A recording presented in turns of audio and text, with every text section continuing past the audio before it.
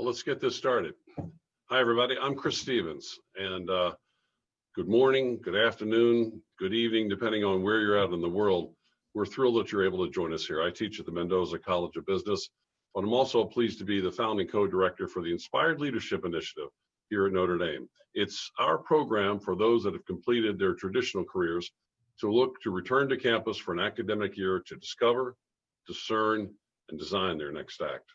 I want to sincerely thank you for participating in this installment of what we call Inspiring Conversations. It's our speaker series where we're spending the semester discussing leading people in an ever-changing world, and is it an ever-changing world? So we're truly humbled by the amount of interest in the program, as we now have more than 1,000 participants who have signed up for the program, and we actually have people from faculty to former fellows to students to friends who've registered to join us. We're also excited that we have people representing over 26 different countries from around the world. We've designed today's conversation to have as much engagement as possible, facilitated by a live question and answer session later. So before we start, I want to thank all of you that have helped bring this program to life. Everybody in the Alumni Association and in the Think ND program, particularly Mary Scott, who's been kind of really chaperoned us through this. So a couple of technical reminders. First, you're all muted by the host to facilitate a smooth transition without background noise. Later in the program, we'll have a question and answer session. This will be facilitated by you submitting questions for our guests through the Google form, which is being shared with you now via a chat function. Please do submit questions, as we want to address your questions. Also, we recommend that you use the speaker view in Zoom, so that will highlight our speakers as they come on screen. Now for the exciting part. This week, we are honored and privileged to welcome to the session Father Dan Groody, who I've had the pleasure of working with over the past few years. Father Dan is a vice president and associate provost at Notre Dame, and he is also an associate professor of theology and in global affairs. He has been, among other things, a powerful voice for those who are often unheard, and is the consummate servant leader in the many roles here at Notre Dame, including trustee, university fellow, faculty member, a member of the President's Council, and most importantly, a priest. It is our pleasure and privilege to welcome Father Dan to the program. Father, welcome. Thanks, Chris. Good to be with you. Oh, it's good to have you here. Father, you have more hats than a haberdashery. I'm telling you, it's amazing. I don't know how you do it, but it's clear that the university has tremendous confidence in you. And maybe you could share with us a little bit your journey about how you became a Catholic priest, and then your journey back here to Notre Dame, if you would. Sure.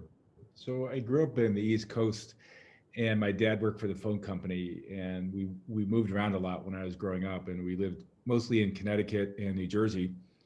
And I came out to school here as a student in 1982. And when I came here, I think some of my interests in coming to Notre Dame were sparked by being an exchange student in Uruguay. And when I was in Uruguay, I kind of had more quiet and I had more time to reflect. And as I started to reflect on where I was going with my life, I knew I wanted to learn something about my faith. And so I came to Notre Dame. I had gone to public schools up until then, but I came to Notre Dame thinking that I would be a lawyer someday or work in international business. But as I came to school here, I really discovered something of a liberal arts education, which I didn't expect. I really fell in love with the life of the mind. At the same time, I really came to know some incredible people here, and also really came to discover sort of a larger vision of life. And so a lot of questioning and searching, a lot of good people that I met here. I felt this unrest in my heart that really called me to think about where I was going to go. It was actually an old girlfriend that really led me, I think, to think more deeply about my life, and eventually led me into the seminary, into the priesthood. Wow. So Father, you also, you not only focus on the mind, but you focus on the heart. And you teach a course called The Heart's Desire. So for those who are maybe searching for a purpose or meaning in life, and it's never too late to be able to do that, what pathways can you offer maybe as options that you teach in your course? Yeah, I had a friend who used to say that there's no church dedicated to the sacred brain of Jesus, and there's a lot of churches dedicated to the Sacred Heart. And in my own searching and my own desire to understand who I am as a human being, I really kept coming back to the issue of the heart, like what matters deep down, what endures, what is beautiful, what is good, what is true. These are kind of the questions of the heart. And I wish I had this course when I was an undergrad, because I eventually started teaching it about 5 or 6 years ago. And some of my own students in a different class asked me if I would really help kind of work with them on issues of discernment and purpose and meaning. And it was through those conversations that we just started paying attention to the questions that people had. And then from those questions, what were the themes that were related to those questions? And then how do we create teaching strategies that help people get into those themes and help them become more their true selves? I often say I'm more of a cardiologist than anything, and really try to listen to really what's going on in the deeper recesses of the heart and try to help people live in alignment between their inner life and their outer world. Wow. So, I mean, drawing on your years of work in international migration and refugee issues, you've authored numerous books and articles, translated into 7 different languages, which include globalization, spirituality, and justice, navigating the path to peace and the border of Death Valley, life, an immigrant's journey of the heart and spirit. Our world continues to be plagued by violence, resulting in continued migration of poor people. What role do you see Notre Dame being able to further play to help in this effort? I think when I came here as a student, I was always, very struck by a place that called me not just to develop my own gifts, but to see how those gifts could be used in the service of the world and its needs. So I really do credit people like Don McNeil and other people like Bill Lewis and other priests that inspired me to really think about how we really respond to the issues of social injustice. That's remained very dear to my heart. I didn't really expect to come back to Notre Dame. I thought that I would really be a missionary. And at one point during graduate studies, I was also working on the border in different migrant camps. And that was really where I wanted to stay. We were doing retreats with migrants at the border and into Mexico. And I thought that that's really where I was going to continue. I prayed actually to do that work. Um, Unexpectedly, I came back to Notre Dame. And then as I began to teach here, I knew that those themes are still very important to me. And they're very important to me for a number of reasons, because our faith really compels us to really ask how we reach out to the least and the last of society, and what we do for those who are really struggling to just live a human life. I really didn't get into migration as a ideological issue or even an academic issue. I really fell in love with the people that I was working with. As a priest working in the parish, listening to the struggles of people who really risk life and limb, often to make very little money to put food on the table. And then as they faced a lot of discrimination and other things, it just reached me. And I knew that something of my life and my life's energies would be directed to that. Some of it was also rooted, you mentioned globalization, and that was when I was living in Uruguay and Argentina. The family that I lived with down there had a member of their family who literally was taken away by the military death squads in the late 70s and early 80s, and they never heard from him again. And growing up in suburban East Coast, I really didn't have any experience of that kind of injustice, but I knew something of my life and its energies wanted to be directed towards really trying to right some of the wrongs that are happening. Wow. Well, I think when we think about years that live in infamy, we think about 1929, the Great Depression, 1941, Pearl Harbor, 1963, the assassination of JFK, 2001, 2008. We're going to remember 2020 for a very, very long time, and a lot for the wrong reasons. So the world's just changed mightily. The COVID outbreak worldwide, a staggering economy, a hostile election process, the continued social and racial injustice challenges that we continue to wrestle with following numerous shootings of people of color. And so, Father, when people start questioning your faith during all this difficult times, what advice can you give to them? Well, the Chinese have a word for crisis, which is actually a combination of 2 words. And the first word is danger, and the second one is an opportunity. And I think if we look at this time as not just a time of crisis, but an opportunity as well, the question is, will it make us bitter people, or will it make us really better people? And how can it really, some of the things that we've traditionally relied on for support and really have occupied a lot of our time and interest. As those have kind of fallen away or been rattled, how is it an opportunity to do a deeper searching about our lives? And Vatican II has a quote that I was always struck by, and it says that the outer disorders of the world are related to the inner disorders of the human heart. And so a lot of what our lives are about is reordering the human heart so that we can really live lives that are more free and integrated and whole, and that we can find a connection not only to ourselves, but to God and to other people in a deeper way than we have up until now. So I think that COVID has really challenged us to think about a lot of things. Pope Francis even put it this way. He says the outer deserts of the world are increasing because the inner deserts of the world are increasing. Our emptiness, our loneliness, our isolation, our pain should actually prompt us to really ask deeper questions. And so that's why I say, Chris, the reason why I get paid the big bucks is because I just ask big questions. So, I mean, that's what Notre Dame taught me, is how to ask questions. And I think, but questions about life. And I often say that if we don't deal with these questions are going to deal with us. I buried my brother-in-law yesterday. And one of the things I do with my students is also to sort of take some time at the end of the semester during class to go out and to really walk through the cemetery. When we started the semester, they had a headline on the student newspaper that said, "You want us to write our obituaries," which literally was a reference to bringing people back and who didn't feel comfortable. And my answer to that would be, yes, I do want you to write your obituaries. I actually want you to think about what the end point of your life is about, and to think about the difference between what David Brooks calls resume virtues and eulogy virtues. Reminds me of a quote that somebody once said, one day your life will flash before your eyes. Make sure it's a life worth watching. Yeah. Pretty interesting. So, Father, the Catholic Church itself has undergone some real challenges also. And what do you think are some of the things the church can do to attract and retain young people in this day and age? I think really at its heart, just present the gospel message. You know, I think that at the end of the day, it's important to realize that the biggest challenges that Jesus had, the biggest adversaries he had, were religious people. And that the church really always has to be in a place of reform and of change and of transformation. And I think the way that we can attract people is by really showing the beauty of our God and the beauty of faith, and inviting people to a deeper encounter with that God. I think that none of the doctrine, none of the teachings, none of the rules, regulations, none of those make sense outside of a deep personal relationship with God.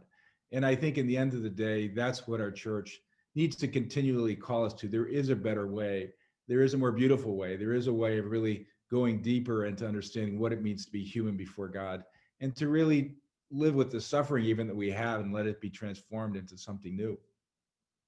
So, Father, you've been with us every step of the way, along with my partner, Tom Schreier, and our wonderful staff of Emily, Joan, and Lauren, and other people like Steve Reifenberg and George Lopez have been incredible, Father Kevin Sandberg. But you've been with us right from the beginning. And the Inspired Leadership Initiative is really kind of a new level of continuing education for those people that maybe have finished a career, but they got a lot of tread left on their shoes.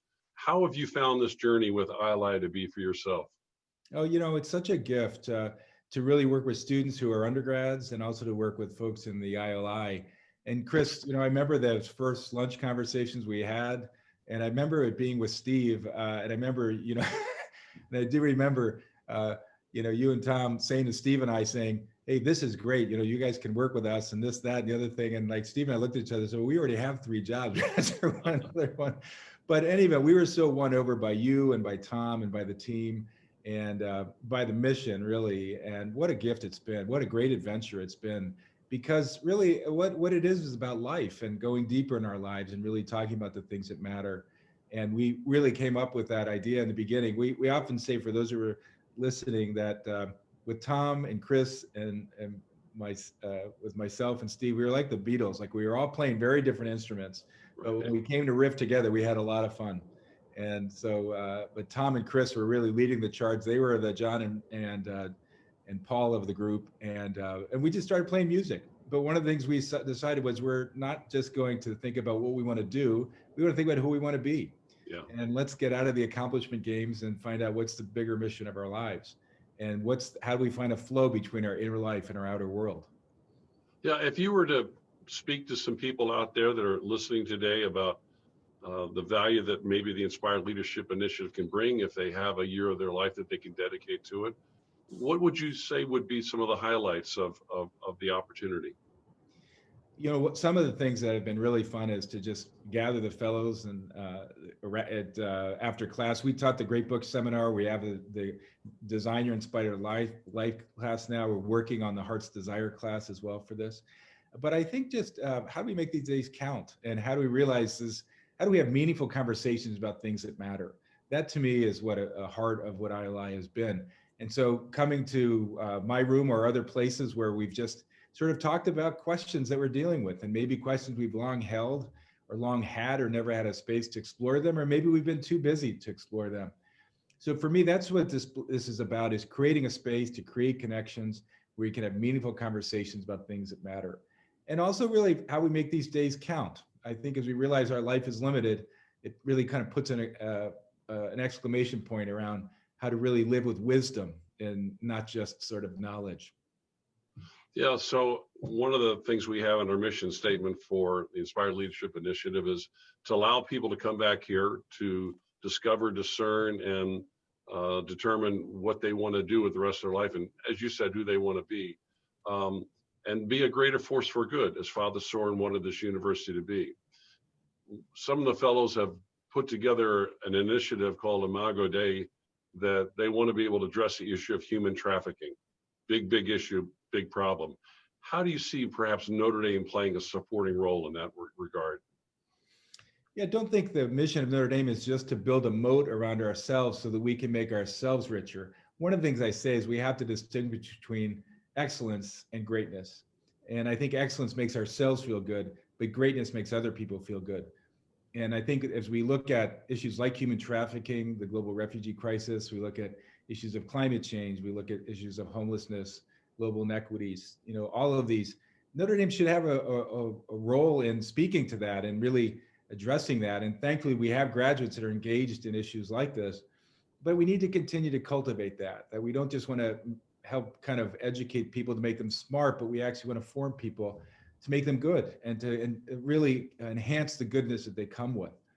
So those issues are very important. And we met with Imago Dei actually earlier today and trying to ask, what are ways that Notre Dame can connect with this issue on human trafficking, and how can we partner with other institutions that are seeking to address this? Yeah, if you think about it, opportunities, this has been an incredibly difficult semester for the students, the faculty, and the staff, not just at this university, but worldwide. And, the students are going through final exams right now. Then they're going to have a chance to go back to their families and friends for over 2 months. And any advice that you might give them of things that they might want to think about or do during this extended break that they're going to take? There's a vaccine that apparently is on the way. Moderna and Pfizer look like they've got effective vaccines. So that it looks like there's a light at the end of the tunnel. But until we get there, it's still going to be a difficult journey. There are, I think, people at the end of the semester, as we know, are very tired. I think everybody is really kind of very fatigued on that. So I think after people can regain their strength a bit, I think it's a good chance to ask the question, what has COVID really taught me? As we begin to see light at the end of the tunnel, one of the things I hope it has taught us is really what are the values that I really want to live out, in my life, and and especially as it relates to our relationships. I think some people have had a renewed discovery of how important their central relationships are, and how, in the end of the day, spending time in these relationships is so key. But also how we deal with crisis. I think there's something to be learned about how we deal with adversity. What kind of grit we have as we face these challenges. And even the students who I know who are seniors this year, I said, look, COVID's been challenging. This is difficult, but you're going to face other things in your life, and you're going to face things more difficult perhaps than this. The question is not like if you have adversity or if you have suffering, but how you respond in the face of suffering. You asked earlier also about faith, Chris. I mean, there's all kinds of challenges to our faith that this moment presents. We have to be honest about those. And there are challenges as well in terms of the institutional church, which actually speaks to those mysteries of our faith. But that's a given. I mean, it's really, we shouldn't be surprised that we have them. The real question is, are we going to go beyond just a conventional religion to a really deeper spiritual journey? And I think that's the potential that ILI holds out to us, as well as this is a chance to deepen that journey. You did an article not too long ago about the Eucharist and the importance of the Eucharist in our life. Would you care to maybe share with us a little bit more about that in depth? I'm finishing a book, Chris. I've been working on it too long, but it's called Passing Over. It's on migration and the Eucharist. And I was struck a number of years ago that Pope Francis, when shortly after he was elected, he had heard a story about a group of migrant refugees that had taken off the coast of Africa. They had departed from Africa because of the collapse of their governments and the human rights abuses in their homeland. And they were coming across the ocean in boats that are 700-800 people in these boats. And the boat capsized, and only about 8 people survived, but they survived by clinging to a fishing net in the middle of the ocean. And when the fishermen saw them clinging to that net, instead of saving them, they actually cut the nets and cast them to die into the ocean depths. And Pope Francis was so moved that within 8 days, he went down to this small island in the south of Italy called Lampedusa, and he celebrated Mass by the ocean harbor, but he used a chalice made from the driftwood of a refugee boat.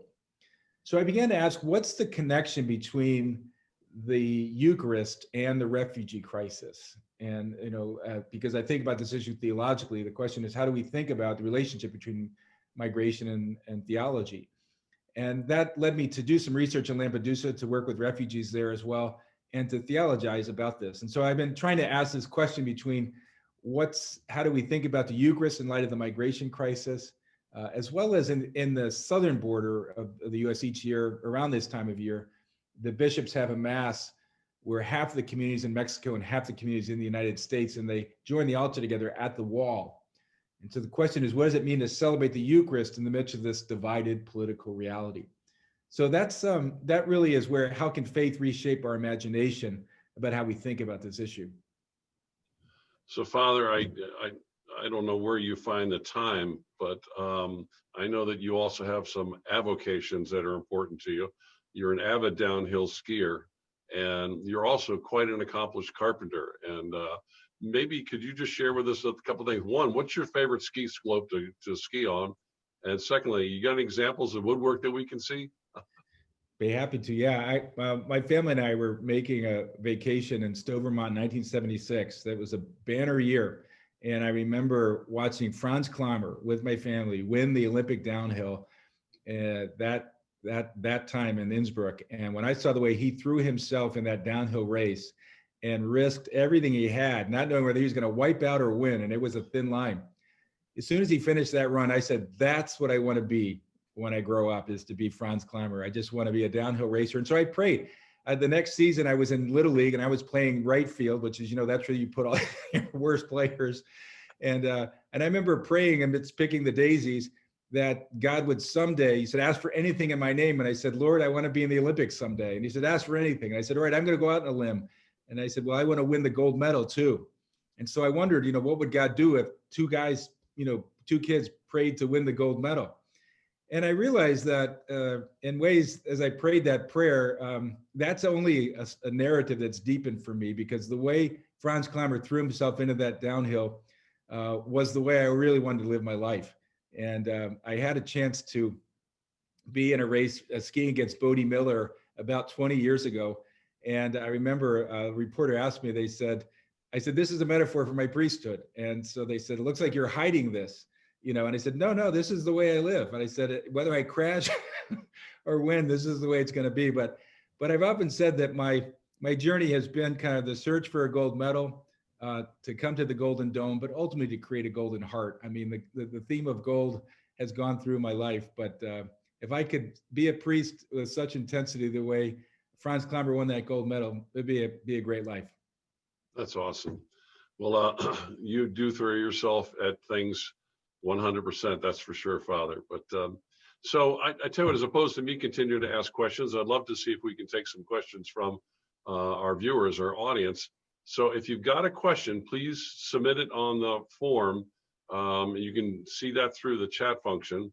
And as you can imagine, there may be quite a few that come in, and we'll try to get to as many as we can. the way this will work is I'm going to say your name and location, and then I'll read your question, and Father Dan, if he can, will further engage you and try to be able to have a conversation. So let me see if we have anything up here. Yeah. So Tim Connors, wonderful gentleman. Let me see if I can shorten this. Tim's out in Atherton, California, and I need to be able to shrink this. Stay with me, folks. No one's ever going to mistake me for tech support. Okay.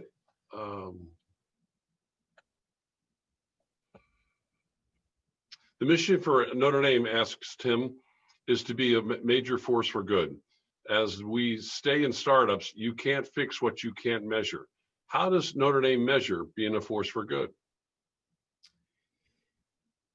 I was always struck by the Apollo missions and the mission to go to the moon. I'm kind of a space buff as well, and I love watching this kind of incredible human feat to go to the moon. And the Apollo 11 astronauts, in particular, I think are obviously a very big focal point of that. I was struck by Michael Collins, who made an observation one day when he said that he was on Apollo 8 as the Capcom, so he had to relay the commands back and forth to the Apollo mission, the module. And he said that at one point they were supposed to do a technical maneuver called translunar insertion. So they break their umbilical cord with Mother Earth and jettison out into lunar orbit. And he said at one point he had to relay this communication to the Apollo 8. And so he says, Apollo, your go for TLI. And at that point, he says, look, we were trained as jet pilots. We measured everything. We actually went back and forth. He says, but he's looking back at that, he is really struck because as important as measurements were as a pilot and as an astronaut, he knew that there was more needed than just measuring. He said, we also needed humanities. And he actually doesn't quite say this explicitly, but he's saying we needed philosophical language, literary language. We needed actually theological language to talk about the meaning of the event. So Tim, thank you for that question. It's an excellent question. We need to work at measuring things, but I think we also need to ask, what are the things that we can't measure, like the quality of character, like the quality of the human heart, like the generosity of spirit, that are also a hallmark of Notre Dame. That goodness is really hard to measure, but it doesn't mean we shouldn't work at it. And so I think if we can get the best of the technological, scientific, and bring that together with the humanities and the spiritual, then I think we've got a whole package. So Father Ted was actually, President Jimmy Carter at Father Ted's memorial service told a story about how Father Ted was able to talk him into getting a ride on the SR-71 Blackbird. Do you have any kind of desire to do something like that too? I tried to get into one of the flyovers last season coming over the stadium. So I actually put in my name for that yet. So not yet, but anyways, I'd love that. I share a same kind of space adventure as Ted did. So Atun Gara from Woodbury, Minnesota asks, thank you for your inspirational service to those in the margins through your work at the university and asking big questions. What kind of questions bring healing in the time of crisis opportunity in this era of political polarization? What does it mean to be human? How do we find our connection to each other? Really, what are the ways that we can build bridges instead of divisions? How do we actually create a more comprehensive identity that doesn't dualize? Richard Rohr, who's been great friend, mentor, many years, he says, we've got to get out of the dualist mind. We've got to get out of this tribal mind. We've got to get out of this either or mind. And we've got to be able to see the unity, even in the differences. So I think one of the ways we need to do that is get beyond our identities, which it's me against somebody else, and really see our interconnectedness. To me, that's where the healing is going to come from.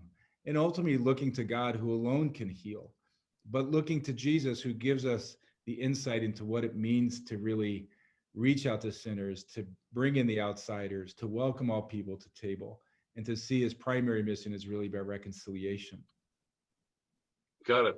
So Walter Piacek from Sao Paulo, Brazil, and New York, and a former fellow of the University of the Inspired Leadership Initiative, said, we are all consumed by the very real pain and challenges of COVID. So it's easy to lose sight of what is good and hopeful. What do you think will be good long-term effects of the hard period and how can we make sure that we can learn and leverage those positive outcomes? Well, Walter, was one of our great first class of ILI fellows, and always had great questions like this one.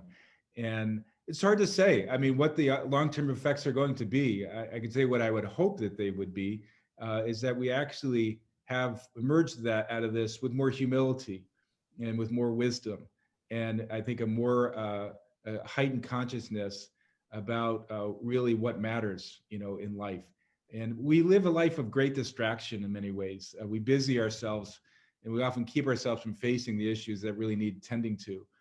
My hope is that this crisis will lead us into a much deeper reflection in our lives and a much greater connection with other people. So, I mean, if we can come out of this wiser, humbler, and I think more generous even, and more attentive to the wounds that people are struggling with, and find our ways of working together to help one another, to me, that will be a great positive. Got it. Skip Councilman from Baltimore, Maryland wanted to know, what immigration policy changes would you advocate and support strongly? Well, I'm not a policy guy, so I am a theologian, and I do like to say that I haven't. That's my work touches upon policy, but policy is not my main thing. But I do think that if we are unable to see the people coming across the border, immigration is not the problem going on right now. Immigration is a symptom of deeper problems. What's the ideal is that people don't have to immigrate at all, that they can stay in their home countries. How can that happen? Through business, through stronger governments, through more robust legal systems that protect people. And so I think, but when we actually see these children that are coming to the borders, and we've done delegations in these countries where literally these people are not just leaving these countries, they're fleeing these countries.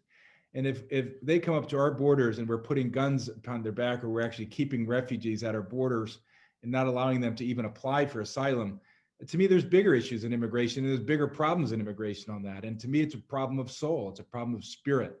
If we close ourselves off to the needs of those people who are suffering that much, then ironically, we've become the aliens, and that needs a much deeper healing. We're alien to even our own humanity. Wow. So one of my former MBA students from Madrid, Spain, Jose Maria Guillen, said, how would you help someone who is in search of a meaning, but is not willing to put the effort to endure the struggle to reach it? I think we have to be able to embrace suffering in order to go to these deeper places of our hearts. The two biggest teachers of our lives are love and suffering. And I think that part of it is that if we just want to be comfortable, we won't get very far.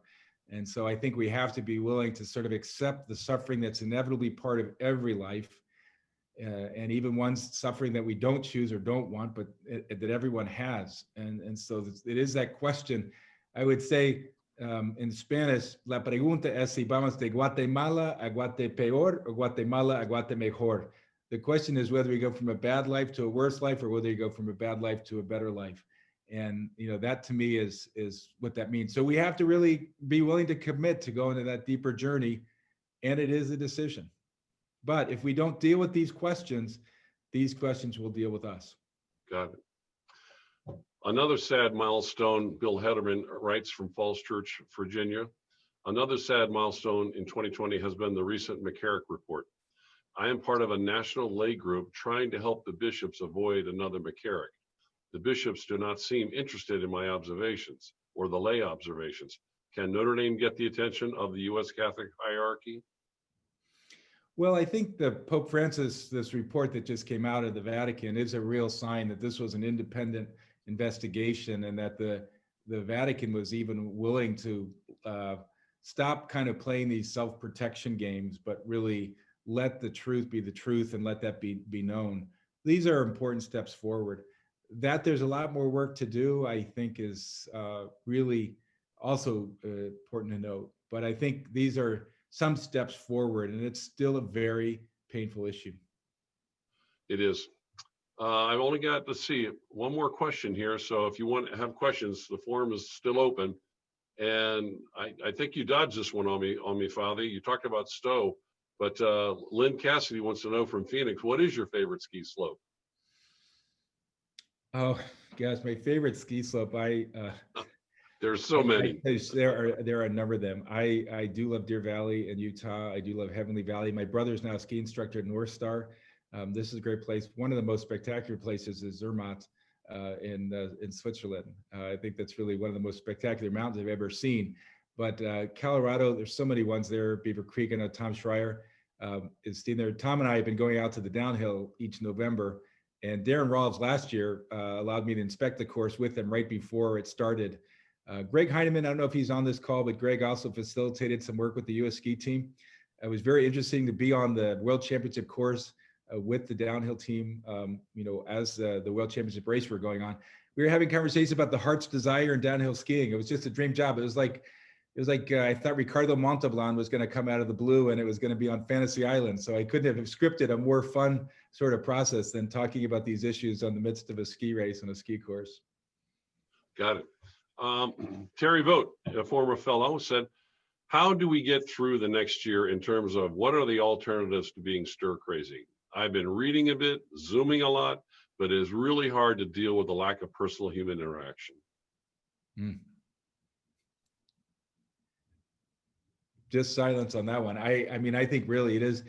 I think it's still the opportunity to really deal with how we deal with silence, how we deal with solitude, not just isolation. Isolation is different. There's nothing good about that. But I do think we're all feeling that. We're all feeling this COVID fatigue. It's not to really even say that this is good. But I do think coming back again to a deeper journey into solitude can actually enhance our connection with other people. So I think maybe strengthening those muscles that really allow us to go into a place of a deeper solitude may be what strengthens us over the long haul.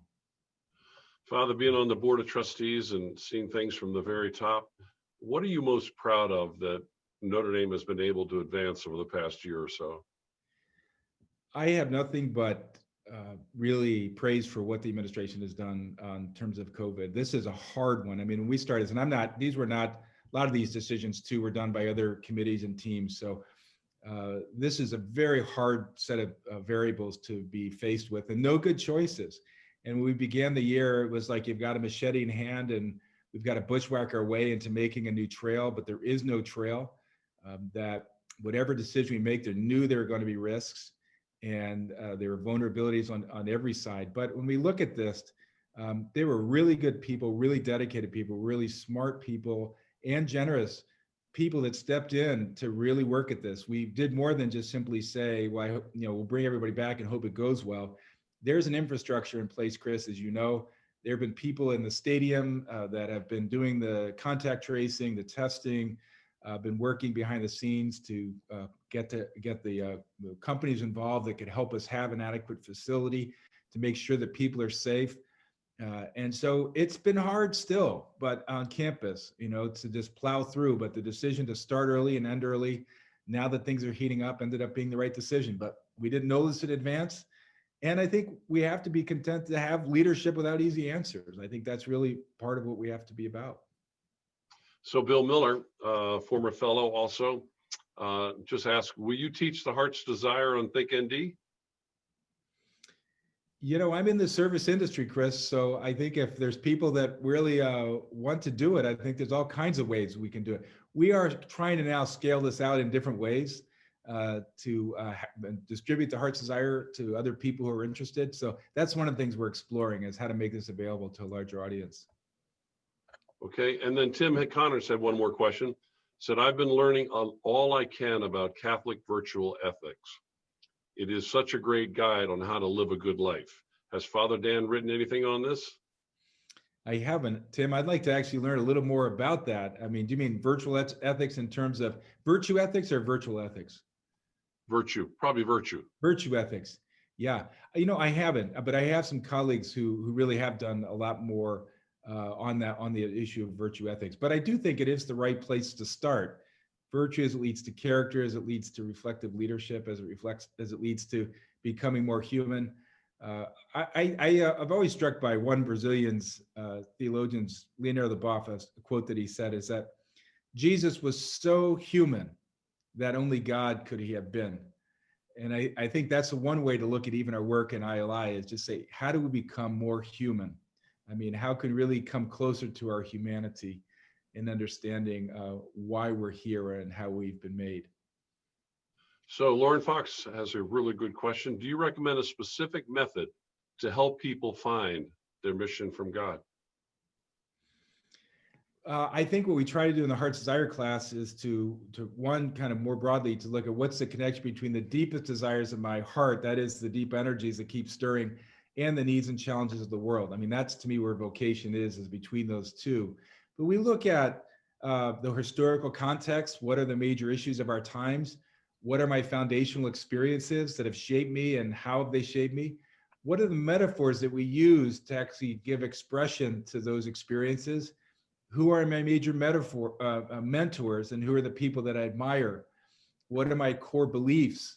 And what are some of my core creeds and scripture passages or other books that really have shaped and influenced me? And ultimately, how do I want to give my life away? Our goal is not self-fulfillment. Our goal is self-awareness that leads to self-development, but ultimately self-gift. And that purpose and meaning, as Lauren, as you know, can be lived out in very small ways. It can be say, who has needs and how can I respond? So I think when we get to that paradox, a lot of the consumer culture is built on self-fulfillment, but we have to know that that only can go so far. The question is, how can I give myself away? My mother was a great example, I think, of this has been. I think in seeing my father go through Parkinson's and a debilitating illness after that, to see the ways that she could just give to his needs in so many different ways, to me was inspiring. And she got so much joy out of giving.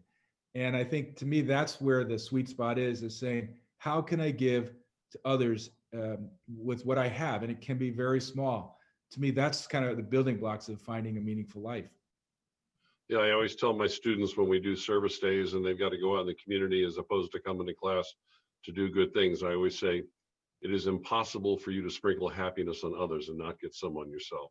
Yeah. And I think it was Shirley Chisholm that said, service is the rent you pay for occupying the planet. So it's really good stuff.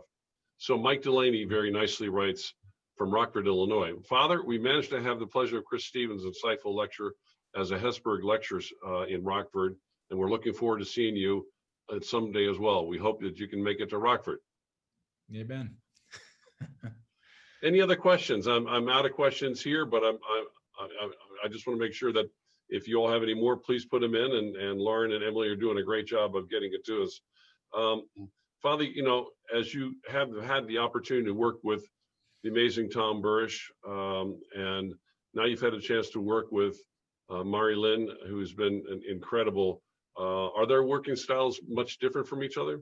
Yeah, they each bring very different gifts. I mean, Tom Burrish, who I really enjoyed working with a lot, he said that Mari Lynn really brings a set of skills especially needed for this time. She's very quantitative. She really, and again, Tim, to your question, how you really look at the metrics and the tools needed to really address the COVID crisis. Global health is also part of her background. So to have a person at the academic helm who really is skilled and versed in sort of these types of issues, I think is very important to help navigate these stormy waters. And it's really a daily thing. You've got people in the trenches every day trying to look at how we keep people safe and how we get students through this, how we keep our mission moving forward. You know, I mean, I think in the end of the day, we wanted to bring people back because we realized that that's what we do. And we can't just always wait till everything is clear and everything is completely safe, because we're never fully safe. You know, but how we deal with that vulnerability, but how we keep people as safe as possible while we keep our mission moving forward. That's why having somebody like Mari Lynn there is very, very helpful right now. Father, you've accomplished so much in the service of others throughout your life. As you take a look forward to the next 5 years of your life, what are maybe some things that you'd like to be able to accomplish during these next 5 years? You know, to do this work well, I really am committed to this lifelong learning mission. I think Inspired Leadership Initiative is one element of that, but also seeing how we can scale and morph this into other areas. Yeah, I think is very important. I think we're spending a lot of time, Chris, on this lifelong learning question. Right now, I'm working principally also with DeBartolo with with academic advising as well. We're looking at our curricular design for our Moreau program. I'm very keyed in on what type of person we hope graduates from Notre Dame. Again, not a person who's just smart, but also good. How do we develop those virtues and those values here at Notre Dame? How do we inspire people to live a better life like Hesburgh did and others? So I think that's, we have our eyes on sharpening our curriculum and really developing those pieces. On the outside, I'm very focused on the Amazon right now, focused as well on the trafficking issue, the refugee crisis. You can't do everything, but there are some things we can do. And I think we have to sort of make concerted efforts to build bridges into these really vulnerable spaces of humanity and to see how we can use our resources and our talents, our gifts to really help respond to those issues. I'd love to see us get more of a trajectory as well in our research that really is reflective of our Catholic values, issues like the climate, like poverty, like inequalities, and to really address those issues of human rights violations, life issues, many of these. I think we can gear our research much more in those directions. So, Father, let me just kind of let you take the ball and run with it here as we kind of get down towards the goal line here. As having the opportunity to be able to talk to alumni, friends, and extensions of Notre Dame, what are maybe some final thoughts that you'd love to leave us with? Chris, one of the things I've been thinking about lately, and this is just something I offer to anybody who's connected to the university, but even if not,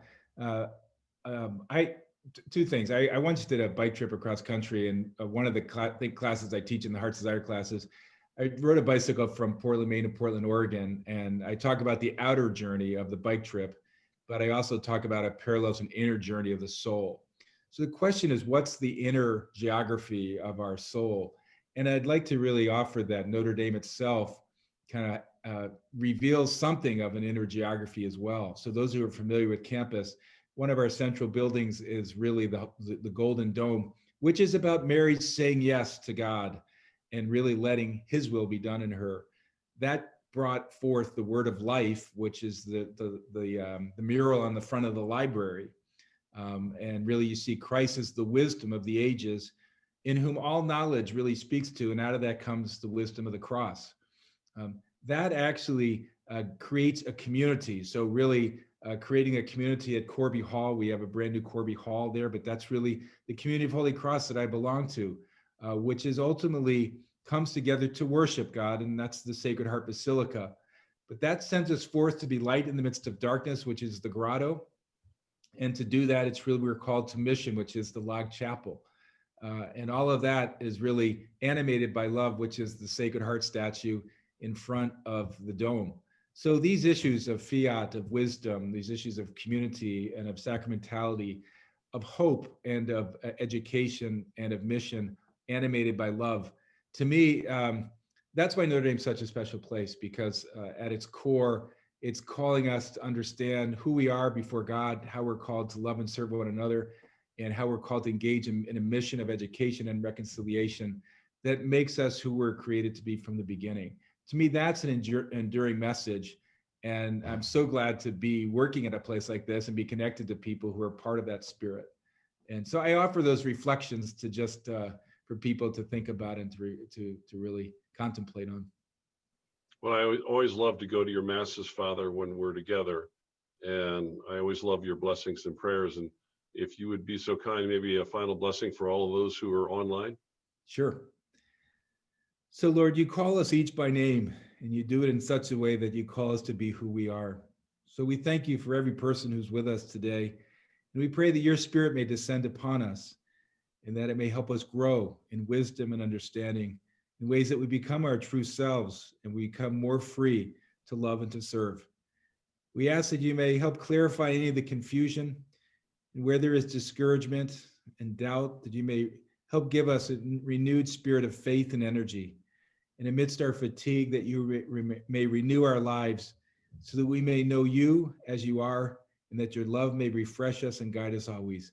We ask your blessing upon us and all we are connected to, especially those who are most in need. In the name of the Father, and of the Son, and of the Holy Spirit. Thank you so much, Father. And thank you for joining us. We know that your schedule is a very, very busy one, but really appreciate you sharing your journey. And ever since the day I met you, you've been a model of leadership and conviction. And that certainly came through today, I'm sure, for our audience. So I also want to thank everybody who had a chance to be able to join us. For some of you, this may have been your first inspiring conversation. For some of you, it may be in the seventh, but we'll have our final inspiring conversation of the semester on December the 1st with a gentleman named Richard Leiter. And what an amazing gentleman he is. He is an accomplished author and maybe one of the world experts in terms of really helping find purpose in life. And he'll talk a lot about the topic of purpose. So we'll preview part 8 on Think ND with a short primer video in the coming weeks. Please review and come prepared to engage. So thank you, Father Dan, for a great session. God bless you all, everybody. Stay safe. Thanks so much, Chris. Thank you, Father.